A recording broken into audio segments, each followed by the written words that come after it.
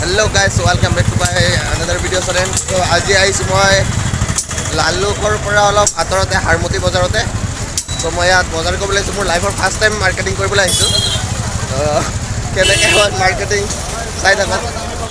এনেকৈ বজাৰ লাগি আছে আৰু হাৰমতি পোহালৰ মাজতে ভালকৈ ক্লিয়াৰ উঠা নাই চাগে। দাদা ৰঙালাও কিমান?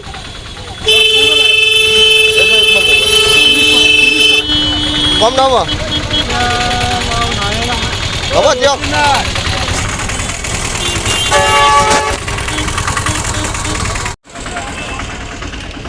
ভাল চাই দিব দেই, মই ইমান নাজানো।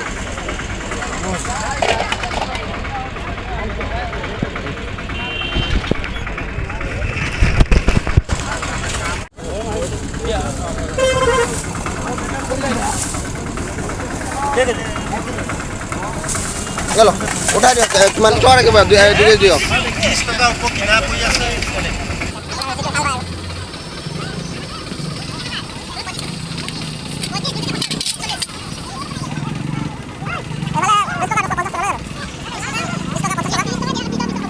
বজাৰত বহুত ভিৰ আজিকে দেখিবলৈ পাইছে। ৰাতিপুৱা হয়, আজি ৰাতিপুৱা 10টা 10:30 বাজিবলৈ ধৰিছে। বজাৰ কৰিবলৈ হ'লে একেটা ঠাইৰ পৰা বজাৰ নকৰিব, চবৰ দোকানৰ পৰা মিলাই লৈ বজাৰ কৰিব। সকলোৱে এপাক সেইটো বিচাৰোঁ। ফ্ৰেঞ্চবিন কেনেকৈ? হা 20 টকা 1 কেজি দিয়ক। গাজৰ 20 টকাই ল'ব। এনেকৈ হ'লে কেনেকৈ হ'ব? এটা মিলিলে আৰু এটা নিমিলে। এইটো 20 টকাই ল'ব, 1 কেজি দি দিয়ক। এইটো 18 টকা 19 টকা কিলো, 20 টকা বেছি কি লাভ? চেভিং নাই কাৰণে বেছি আছোঁ। 20 কিনা দাম কিনা দাম হ'ব নাই? 19 টকা কিনিলে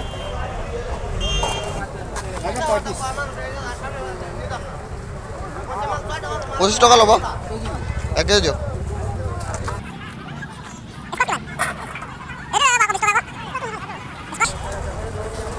স্কোৱাচ কবি কিমান? 30 স্কোৱাচ 1 কেজি ল'ম। অঁ দাম বেছি কৈছে তাত কৈছে। ফুলকবি কেনেকৈ? বেছি কৈছে, 1 কেজিয়ে ল'লোঁ হয়।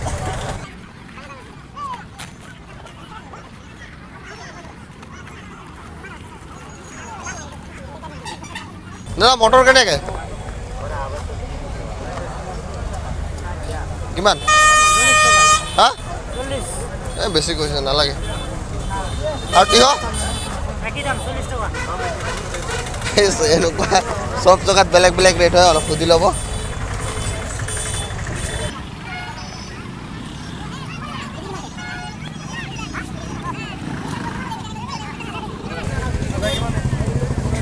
ফুলকবি কেনেকৈ? আৰু স্কোৱাচ? মটৰ কেনেকৈ কেজি? দাদা আৰু ফুলকবি?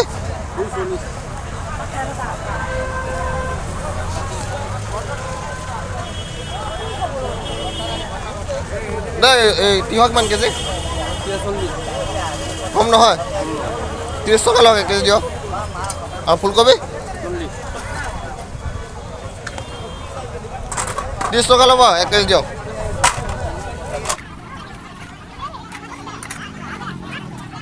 তিয়ঁহ কিমান দাদা? 30 টকা ল'ব, 1 কেজি দিয়ক।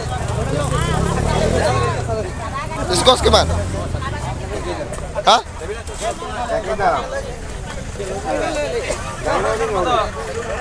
মিডিয়াম চাইজৰ দিয়ক।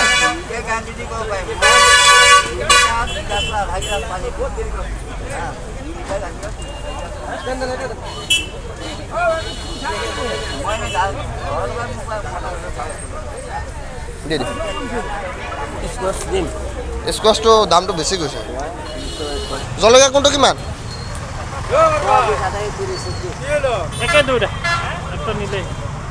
আধা কেজি 30 আৰু নেমু?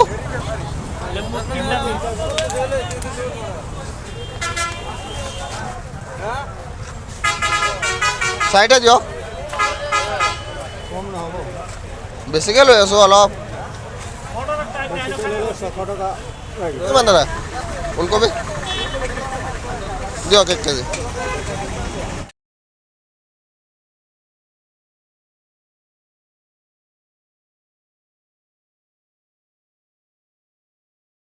হাৰমতি বজাৰত প্ৰতিটো দোকানতে প্ৰতিটো বেলেগ বেলেগ দাম হয় তো একেখন দোকানতে চাই নল'ব কেইবাখনো দোকান ঘূৰি ল'ব তাৰপিছতে ল'ব সেইটো আপোনালোকৰ কাৰণে ভাল হয় ফাৰ্ষ্ট টাইম যদি মাৰ্কেটিং কৰিবলৈ আহিছে তেতিয়াহ'লে সদায় সতৰ্ক থাকিব কাৰণ আপোনাৰ পৰা টকা পইচা বহুতে চোৰাই মাৰি দিব পাৰে তো সেই সম্পৰ্কে অলপ সতৰ্ক হৈ থাকিব মাৰ্কেটিং কৰিবলৈ এতিয়া মোৰ মাৰ্কেটিং হৈ গ'ল এতিয়া মই গৈ আছোঁ ঘৰত চ' এতিয়া ভিডিঅ'টো চোৱাৰ কাৰণে ধন্যবাদ